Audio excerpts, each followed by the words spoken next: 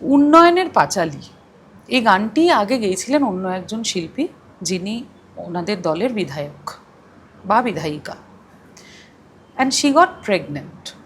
তিনি গাইতে পারবেন না, যেতে পারবেন না ওই অনুষ্ঠানের দিন, বা কোনো শারীরিক অসুবিধা হয়েছিল, উনি গাইতে পারবেন না। আমার কাছে আবার ওই সংস্থা থেকে ফোন আসে যে, এবং নাম করে করে বলা হয় এনারা বলেছেন যে you have to sing this song.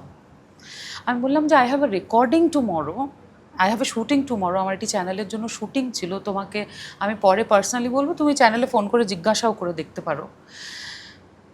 ওই চ্যানেলে এই দিক থেকে ফোন করে ডিরেক্টলি বলে দেওয়া হয়েছে উইদাউট মাই কনসেন্ট যে ইমন যেতে পারবে না।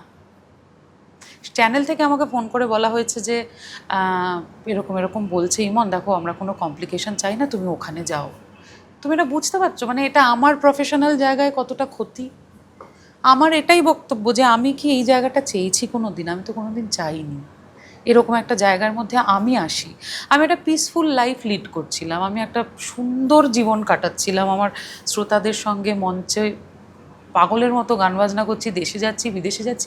আমাকে এত প্রশ্নের সম্মুখীন যে হতে হচ্ছে, এই প্রশ্নের সম্মুখীন হওয়ার পরিস্থিতি কিন্তু আমি তৈরি করিনি, আমি এটা বলতে পারি। এটার জন্য আমি দায়ী নই, এটা একটা পরিস্থিতি তৈরি করে দিয়েছে।